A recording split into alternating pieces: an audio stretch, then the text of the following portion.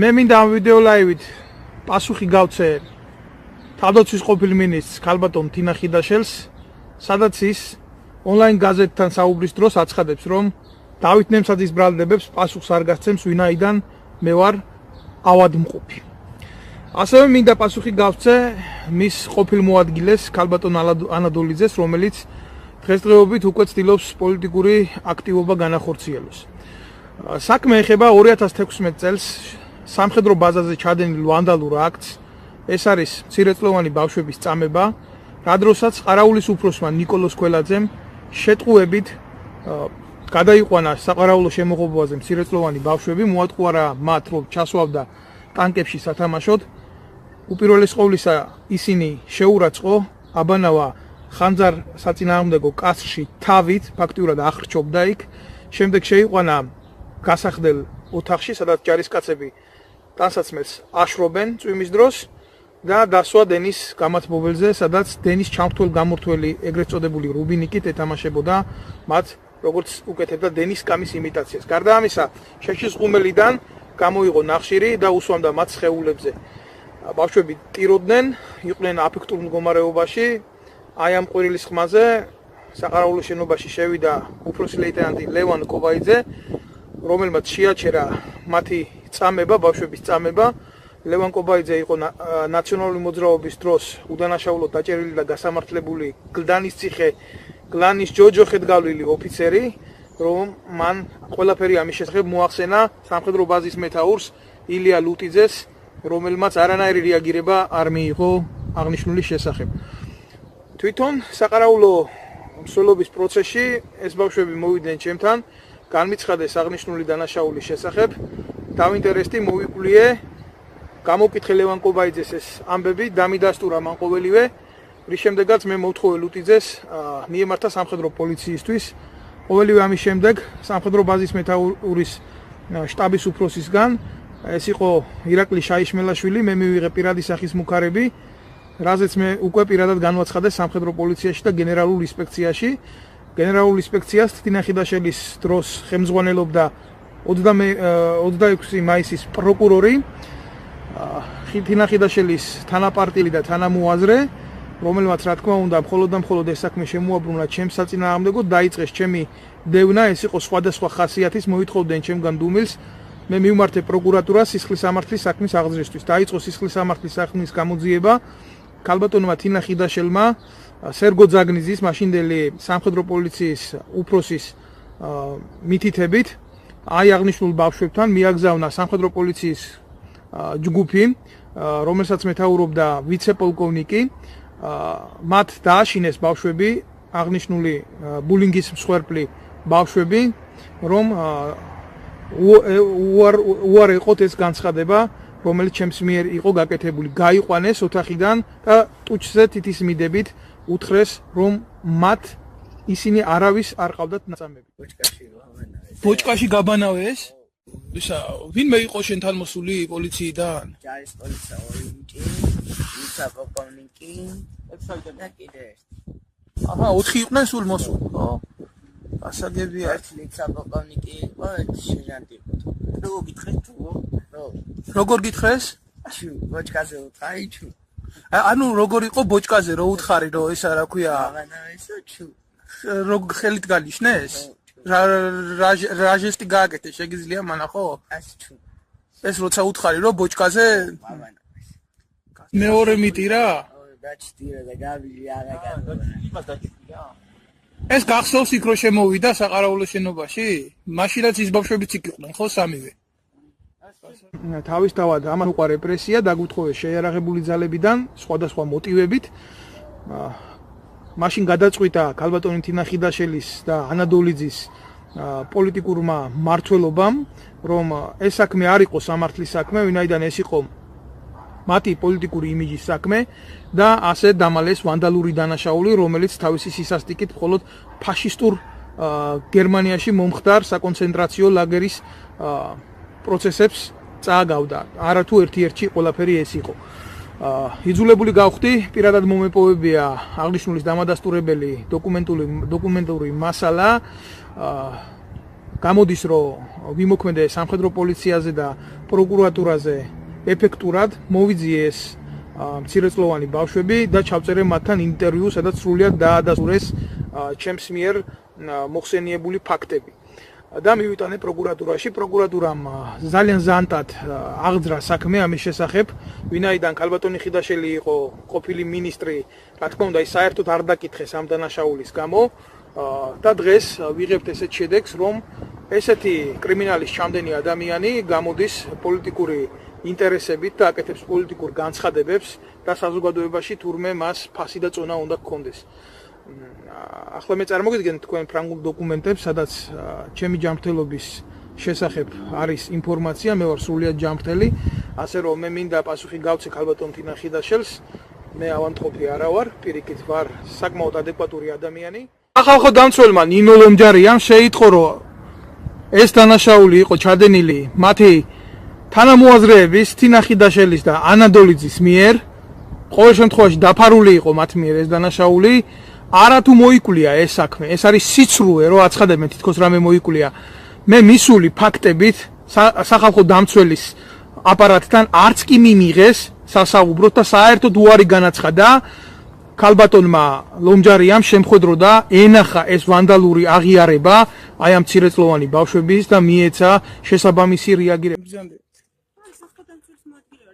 გაგაგებიებთ მალე რაშიც არის? გაგაგებიებთ მალე რაშიც არის? ჩაითო? მობრძანდით გენაცვალი სახალხო დამცველის მოადგილე ხო ხარ? მობრძანდით და გაგაგებიებთ ეხლა რაშია საქმე? ხო გაინტერესებს? თუ არ მოსულ ხარ მოდისთვის გაგაგებიებთ რაშია საქმე? ბავშვების წამების ამსახველი და აღიარებითი ჩვენება აქვს. მიათითეთ ერთ იმ ქალბატონს, რომელიც მოადგილეა და იძახის რომ მოადგილეა ლომჯარიასი. აი ამ ფირზე არის აღიარებითი ჩვენება, რომელიც შეერაღებს და ტექნიკის სამხედრო ბაზაზე 7 წლამდე ასაკის ბავშვები გადაიყვანეს სამხედრო მოსამსახურეებმა.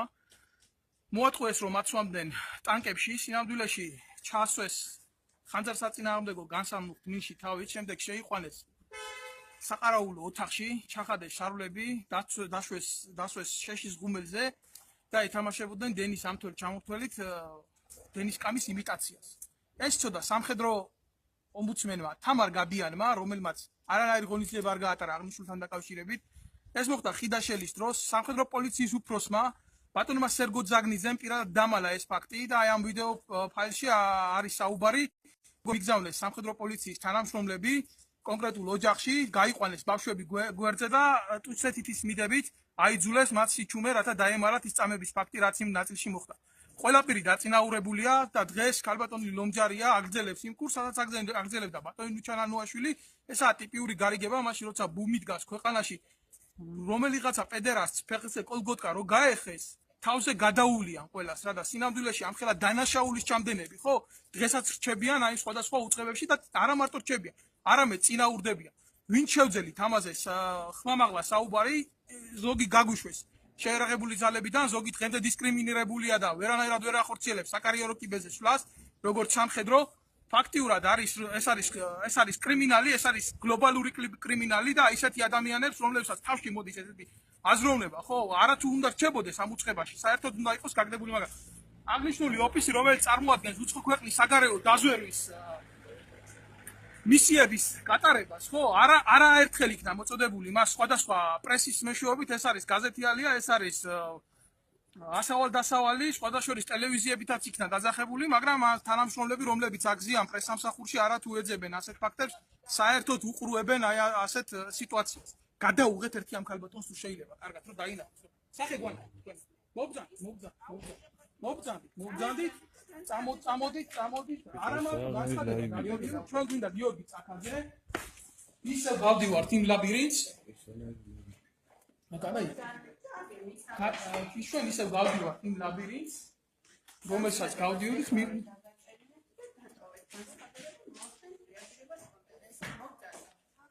ხო განდის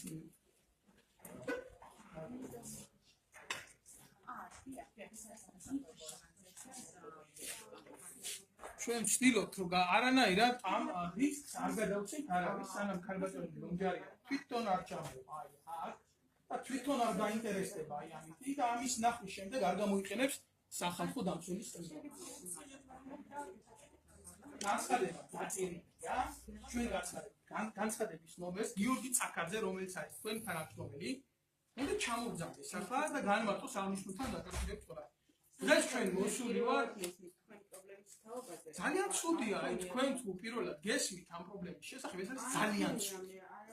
ძალიან ცუდად მუშაობს თქვენი პრესსამსახური, მე არ მინდა თქვენთან კონფლიქტში შემოვიდე, მაგრამ აი ამ წამებას, ამ არაადამიანურ მოკშულებს ყავს თუ არ ყავს. გეკითხებით სულთა ადამიანური პოზიციებიდან. კორექტი შეგაგინეთ, დაგლამს, არაკანონსაწინააღმდეგო გავაკეთეთ. ამაში ეკითხებით. ესე გავაკეთეთ, განცხადებას დაიტოვებენ. არანაირ განცხადებას დაიტოვებთ. ერთი განცხადება თქვენ ჩაბარებული და დღეს მე მოვედი იმის გულისთვის გამეგო ლონჯარიას პოზიცია, ეს მე ტელეფონში დავუფიქსირე წაკაძეს. წინააღმდეგ შემთხვევაში აი ამ ვიდეოებს გავავწერეთ პირდაპირ საჯაროდ, მართლმსაჯულების დამცველს ეს ამას მოვახსენეთ. მოხსენებული აქ და მოვითხოვ მათგან პოზიციის დაფიქსირება და ცუდი. გიფიქსირე. მე ეს საქმიანობა დეპარტამენტთან იყო საქმე, ხო ეს? გაბიანთან საერთოდ ჩვენ საუბარში და დიალოგში არ შევარ, იმიტომ რომ ეს არის ძალიან ცუდად არის დახასიათებული სამსახურების მიერ. მე შემიძლია განახოთ ასეულობით წერილი, სადაც მასია საჭიროა შემოსული. ეხლა რა შეიძლება დანარჩენს, ხო? ჩვენ მე მტერი არა ვარ ლონჯარიასი, უბრალოდ ის როცა აქტიობას იჩენს სამოქალაქო სექტორში არატრადიციული წყვილების დაცვის თემაზე, აი საქმე რასაც ქვია და კეთილი ინდეკოს ეს არის.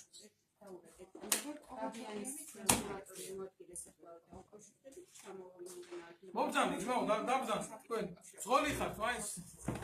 რატომ უნდა დაიღალე?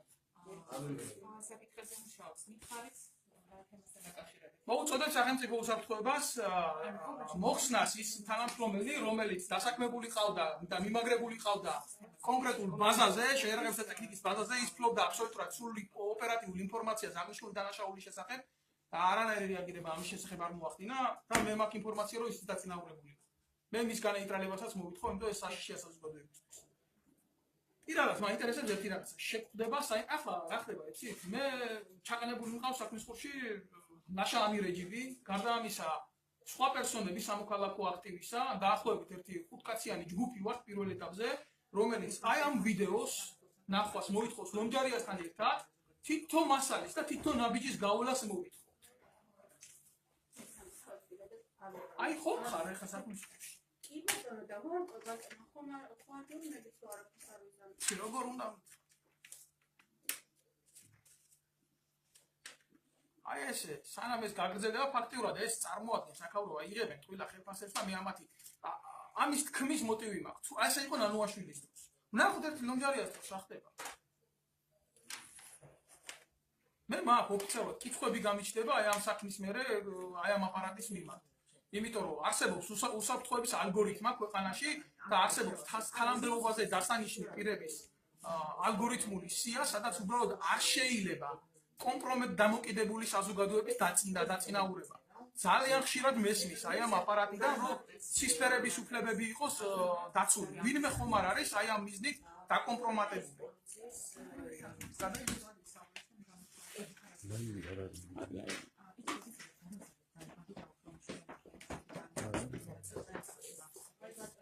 გამარჯობა.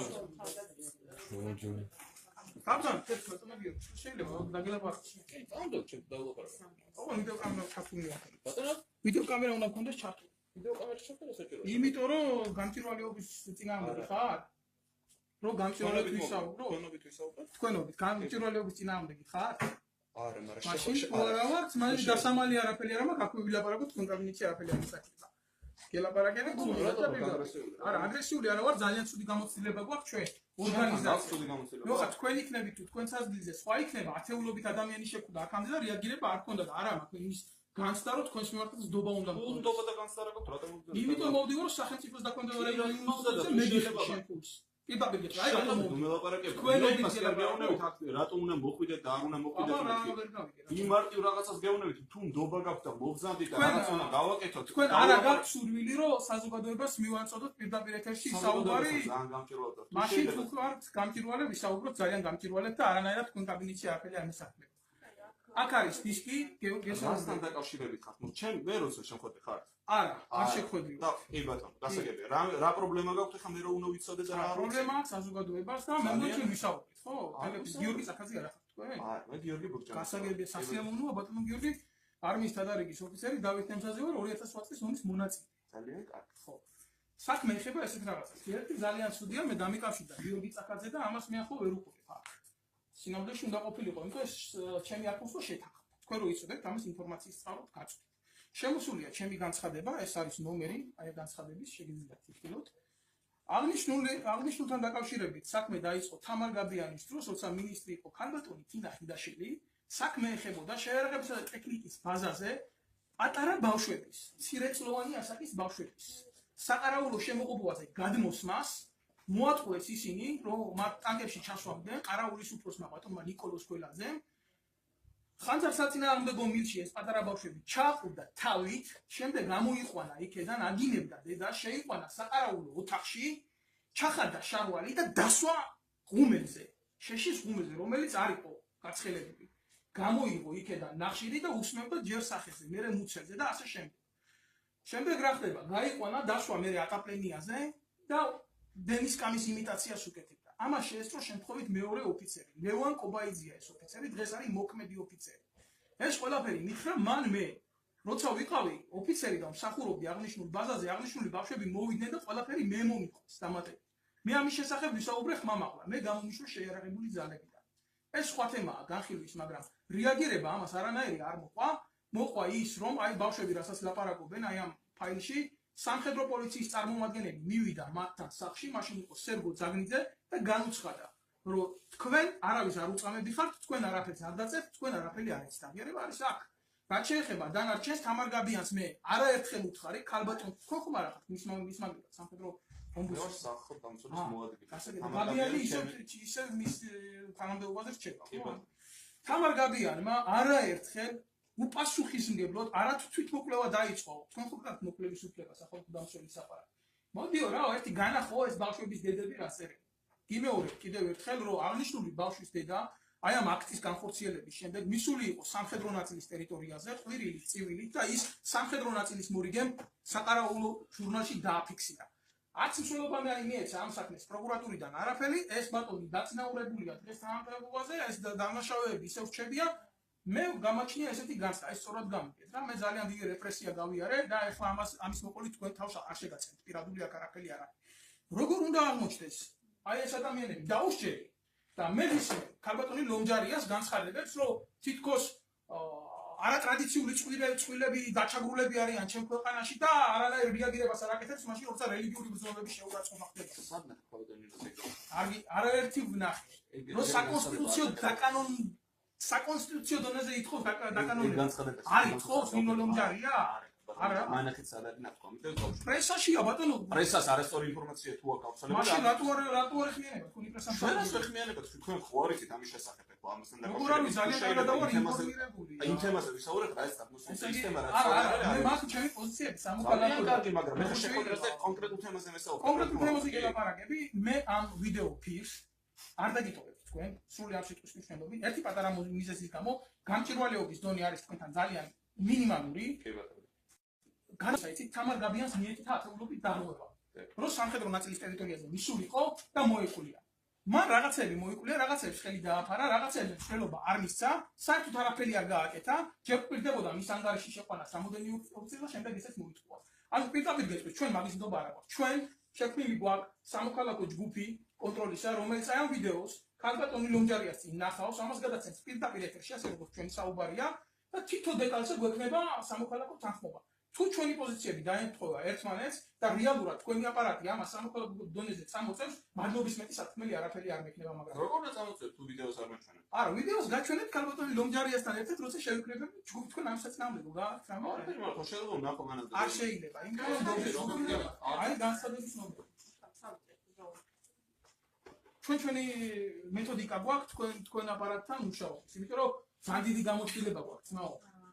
დავით მახარაიშვილი, რომელიც ავღანეთის ომის ვეტერანი იყო, აქ დავალაგეთ ჩვენ მედლები მოვიტანეთ. ადამიანი არაფრის გულისთვის გამოუშვეს, ნაღმზე აფეთქებული ბიჭა, ეგ ესმით, როგორი მედლები მიღებული ფიქსების ორდენი, ყველაფერი და გაბიანმა ეს არც არაფერი არ გააკეთა, ვითომ არც არაფერი არ მოხდარა, ვითომ აი ამ ბარიერის იქეთ არ ვარსებობდეთ საერთოდ რა. ამიტომ გამჭირვალეობის დონე თავისთავად მოგხსენება. ვერ იქნება ის დონის, რასაც თქვენ ვითხოვთ ჩვენ. ბატონი წაკაძე არ ჩამოვა?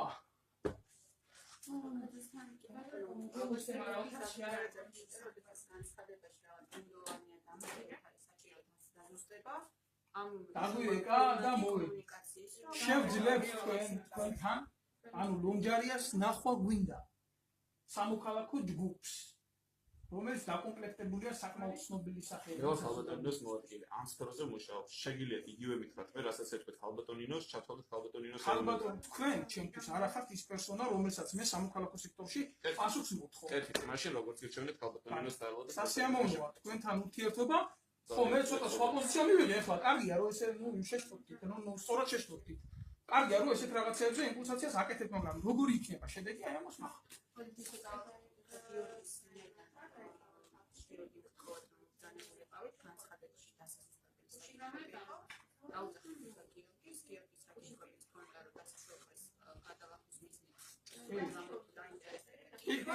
ძალიან გთხოვთ ასევე მიიღოთ შემდგომ როგორც ცნობის სახით ორგანიზაციის წესითაც მოგმართავთ ამას, რომ თამარ გაბიანთან მიმართებაში აქ ყველაც მოვა ჯარისკაცთან ერთად, რომელსაც სასამართლო ისა გადაწყვეტილება თავდაცვის სამინისტროს გამთხოვნების. არანაირად ასრულებაში არ მოხავს თავდაცვის სამინისტროს ეს აქტები. თამარ გაბიანის ფუნქცია შეურაცხყოფს თითოეულ ჯარისკაცს.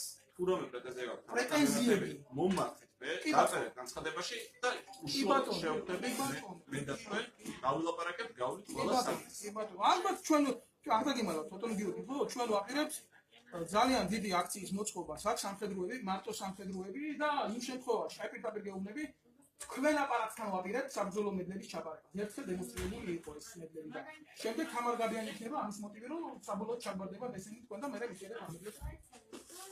ხო, დაგიმოთ. თქვენ გელაპარაკეთ მე? გიორგის და ამის ვიცნობ პირველად. მოდი შეგერეთ. გიორგი ტრაკაძე რომელსაც ალბათ დაგირეკა.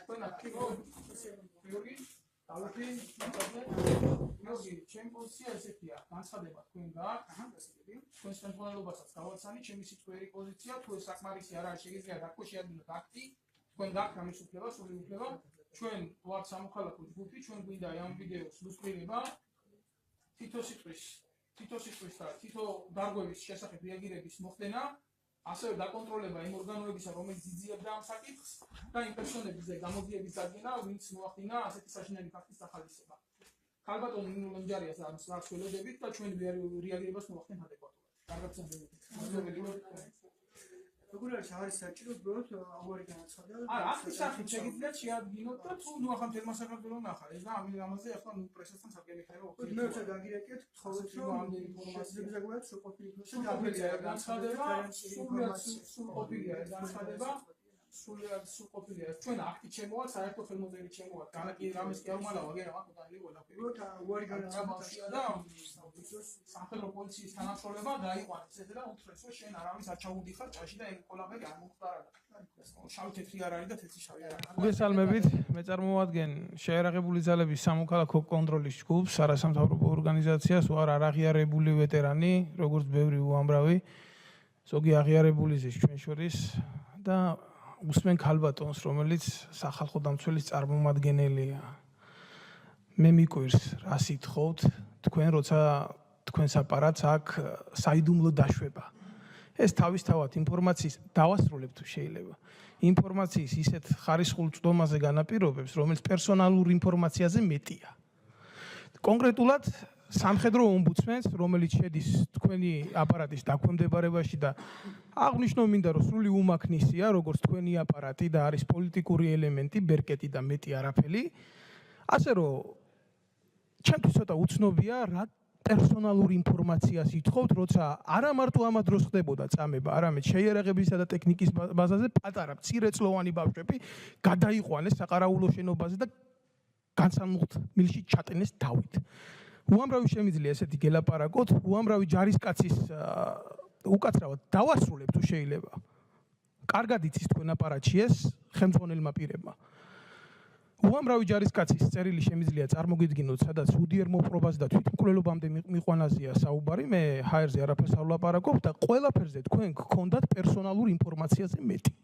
რეაგირება თქვენ იყონული, თქვენ იცავთ მხოლოდ არატრადიციული მიმართულებების ადამიანებს და წარმოადგენთ უნცხო ქვეყნის საგარეო დაზვერვის ელემენტს, რომელიც მიზანმიმართულად ებრძვის ჩემ ქვეყანაში ტრადიციას. როდესაც ქალბატონი თინა ხიდაშელის განცხადებებს იხილავთ, როდესაც მის სახეს დაინახავთ, თქვენ არა მარტო იმის შესახებ უნდა იფიქროთ, რომ ეს არის დედა, რომელიც საკუთარ შვილებს ქვეყნისთვის თავგანწირვას არასწავლის, არამედ ეს არის ადამიანი, რომელსაც შეუძლია ბავშვების მწამებლები გაარაოს, შეინახოს და დაანწინაუროს მხოლოდ და მხოლოდ იმიტომ, რომ ეს მის პოლიტიკურ იმიჯს ასე ჭირდება.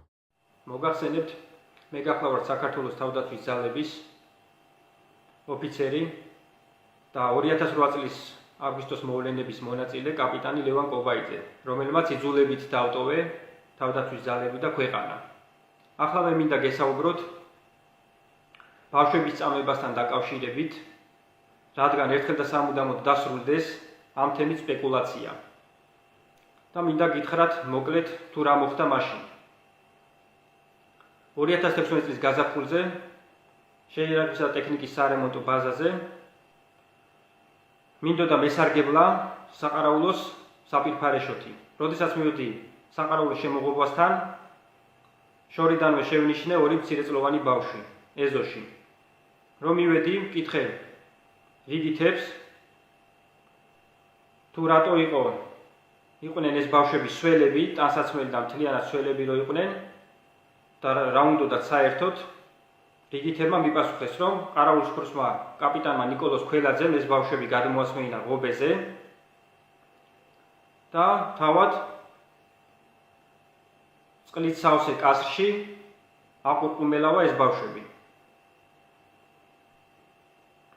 მოგეხსენებათ, რომ მოსკოვის პროსპექტზე არის ეს ქვედანაყოფი და არის საცხოვრებელი კორპუსები იქვე საყარაულოს შენობასთან და ეს ბავშვები ღობეზე ამოდიოდნენ ხოლმე და ესაუბრებოდნენ რიგით ჯარისკაცებს.